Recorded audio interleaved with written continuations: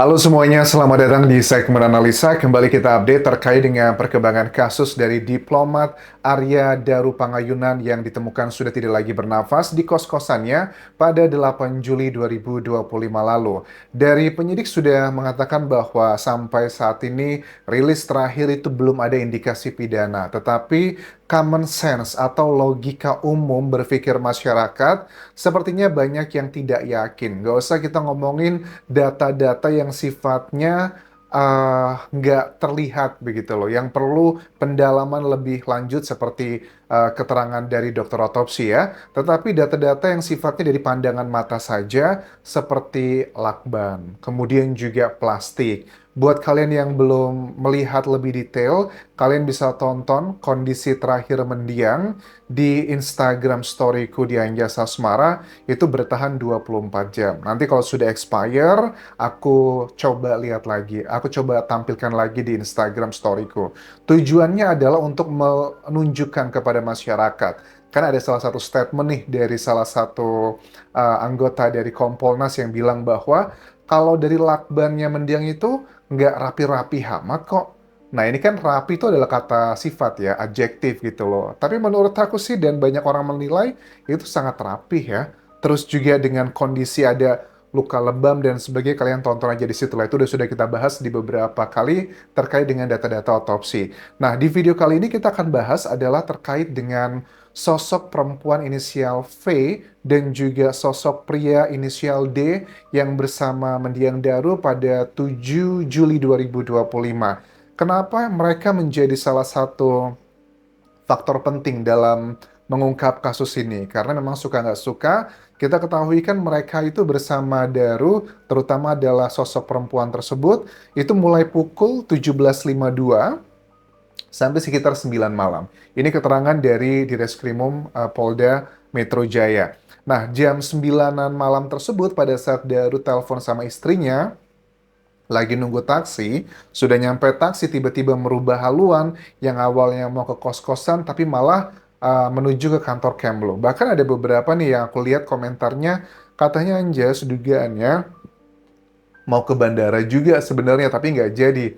Aku nggak tahu kalau ke bandara malam-malam ngapain gitu karena pada umumnya penerbangan terakhir itu kan biasanya kan kalau yang lokal Indonesia doang itu kan paling sampai sore atau malam juga kalau ada yang telat-telat. Tapi kalau untuk penerbangan ke luar negeri, ya boleh lah. Tapi kan tidak ada indikasi dia mau jalan-jalan ke luar negeri karena akhir Juli kemarin seharusnya kan dia sudah berangkat ke Finlandia, pindah bersama keluarganya.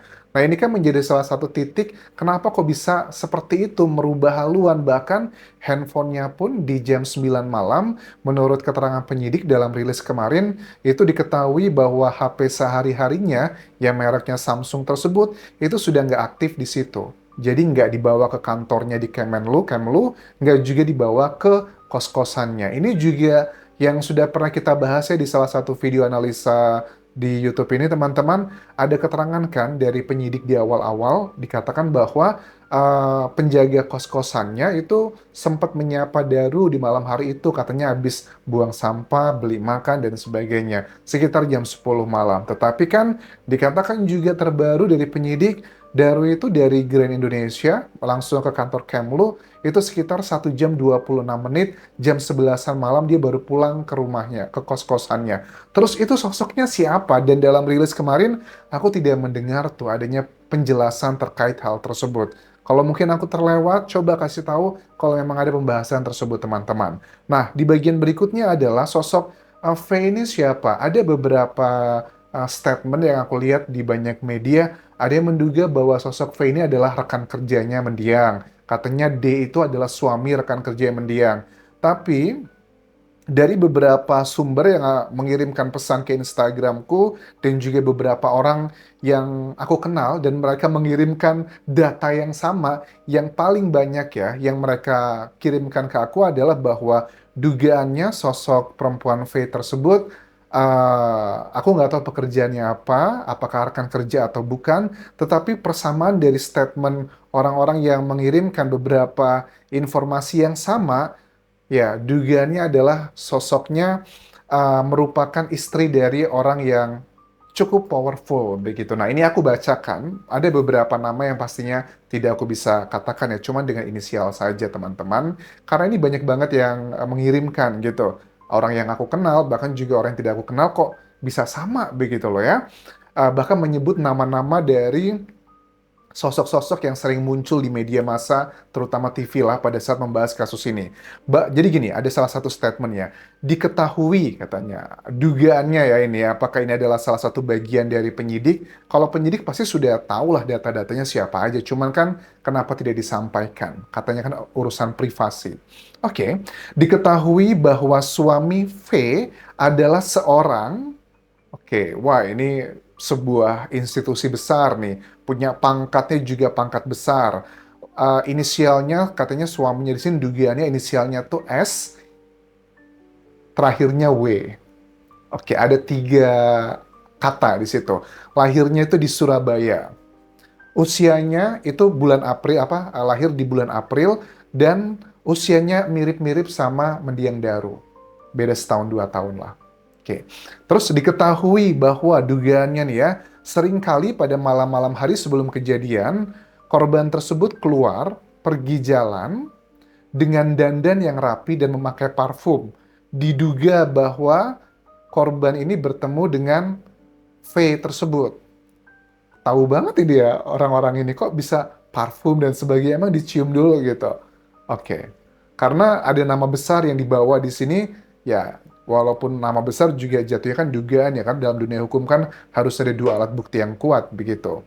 Terus perlu dilakukan pemeriksaan yang mendalam terhadap penghuni baru pada kosan di TKP tersebut. Oke, betul nggak ada penghuni baru? Ada disebutkan 2 kamar. 2 kamar ini aku tidak bisa menyebutkan angkanya, tapi yang paling mencurigakan adalah kamar yang, kan kalau kamarnya dari itu 105 ya.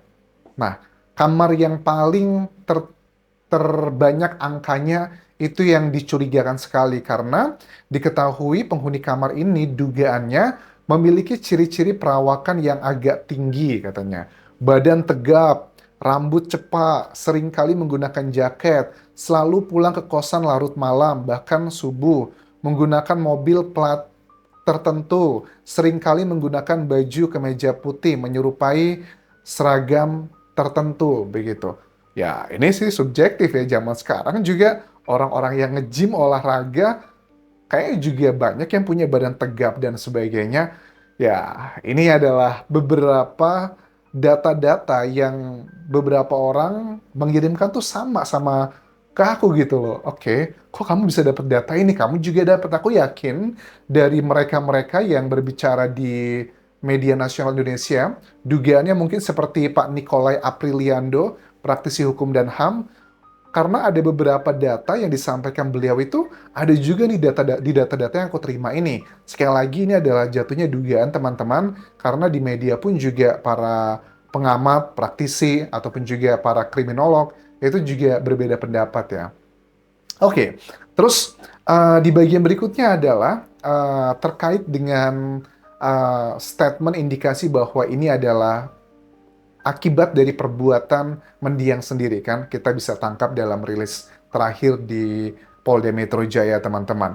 Tapi ada hal yang janggal nggak common ya. Pertama kan gini, nggak ada tulisan kayak wasiat surat terakhir. Pada umumnya aku lihat dari banyak kasus seperti ini tuh rata-rata mereka ngasih tulisan terakhir gitu loh. Apalagi kan ini sudah mau saying goodbye, selamat tinggal sama keluarganya. Apakah juga mendiang tidak berpikir yang akan berefek dari kejadian ini adalah anak-anaknya. Karena kan anak-anaknya juga udah keluar dari sekolahnya di Jogja, udah pamitan, bahkan beberapa tetangga-tetangga mereka itu kirim pesan ke Instagramku. Mas Anjas, anaknya mendiang itu adalah temennya anakku sekolah, mereka sudah pamitan A, B, C, dan D. Apa nggak mikir sampai sejauh itu gitu loh ya? Ya, subjektif bagian ini memang. Tapi nggak ada surat terakhir, bagi aku itu adalah suatu hal yang tidak common, bisa menjadi petunjuk sebenarnya. Kemudian di momen-momen itu adalah mendiang terlihat semangat karena memang ada kepindahan ya. Kalau semangat itu kan sebuah kata sifat juga sih, kita nggak bisa ngelihat hanya dari luarnya aja. Tetapi kan dengan orang mau pindah ke negara maju bareng sama keluarganya, udah jual mobil istri dan juga dirinya mobil dijual, kok melakukan hal yang nggak semangat gitu. Terus kan ada salah satu supporting data yang disampaikan penyidik dari temuannya adalah terkait dengan email. Emailnya itu ditemukan di 2 tahun yang berbeda, terakhir 2013 dan juga di 2021. Kalau 2013, sekarang 2025, ini 12 tahun yang lalu. 2021 itu sudah 4 tahun yang lalu hampir gitu ya. Apakah data tersebut masih relevan? Dalam 2 email tersebut memang ada indikasi mendiang ini mengirimkan pesan ke sebuah lembaga yang berhubungan dengan kesehatan mental dan mengatakan hal-hal yang sifatnya kayak nggak ada semangat lagi kalau melihat gedung tinggi, kalau melihat lautan, pengen begitulah intinya. Ya, bisa menjadi petunjuk, tetapi ini sudah 12 tahun yang lalu loh, 2013, dan juga hampir 5 tahun yang lalu. Apakah relevan atau enggak? Karena kalau aku lihat dari ketiga sosial medianya yang aku kepoin ini teman-teman, ada Instagram, ada Facebook, ada juga TikToknya. Bahkan di Facebook ini banyak sekali mutual friend yang sama aku ya. Memang ternyata banyak juga nih beberapa teman-temannya mendiang yang menghubungi aku juga, ngasih beberapa background, beberapa hal begitu. Kalau di Facebook dulu deh, di Facebook ini dari foto-fotonya ya, aku tidak tunjukkan teman-teman, cuma aku gambarkan aja. Kalau dari Facebook ini lebih banyak adalah foto-foto kebersamaan bersama dengan teman-temannya. Karena mungkin usia-usia sebegini itu kan masih populernya sama Facebook ya, zaman-zaman kuliah dulu gitu. Jadi lebih banyak foto-foto hangout bareng sama keluarga, teman-teman, aktivitas kerjaan dan sebagainya sama keluarga. Lebih banyak adalah foto bareng-bareng sama orang-orang lain. Everything looks happy, semuanya kelihatan baik-baik aja, cuman ya jelas namanya juga sosial media, nggak mungkin dong pamer kesedihan di situ. Ini berbeda dengan Instagramnya. Kalau di Instagramnya itu, foto-fotonya hampir nggak ada sosok lainnya. Hanya ada, bahkan sosok dirinya pun di Instagramnya itu boleh dibilang tidak ada ya. Paling hanya 1-2 video yang menunjukkan pada saat dia sedang melakukan aktivitas yang cukup ekstrim gitu kan, yang kayak suka diving atau loncat dari pesawat ya, skydiving. Lebih banyaknya adalah foto-foto objek, foto-foto tempat dia kunjungi. Dia suka traveling, pesawat lah, langit, laut, ke ada Bangkok juga, ada China, ada juga mobil terakhirnya, menu-menu makanan yang ada di pesawatnya. Jadi lebih banyak kalau di Instagram itu lebih sifatnya kayak yang objek-objeknya. Tapi kalau di Facebook lebih banyak adalah people ya, orang-orang di situ. Kalau di YouTube-nya bagaimana? YouTube-nya terakhir kali mengupload itu 4 tahun lalu sih. Kalau di YouTube-nya juga sama sih, dia lebih banyak adalah aktivitas yang seru-seru kayak di laut, terus juga jalan-jalan, mobil, bahkan di beberapa channel YouTube yang fokusnya terkait dengan mobil gitu ya. Beliau ini atau mendiang ini beberapa kali menjadi narasumber gitu, karena termasuk orang pecinta otomotif juga di sini.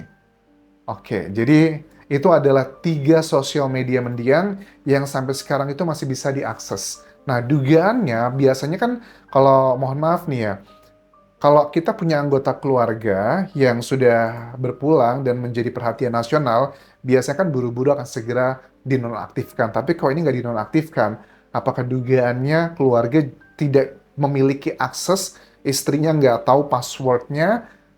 Ya, itu adalah kemungkinan yang besar begitu. Karena kalau aku yakin sih, kalau istrinya tahu nih password sosial medianya, pasti sudah diaktifkan begitu. Karena ya banyak hal yang harus dipertimbangkan. Jadi ya handphone adalah salah satu bagian yang menjadi teka-teki, dan sosok 2 orang yang bersama mendiang di malam terakhir tersebut yang inisial V dan juga D, menurut aku adalah bagian yang harus diungkap ke publik juga.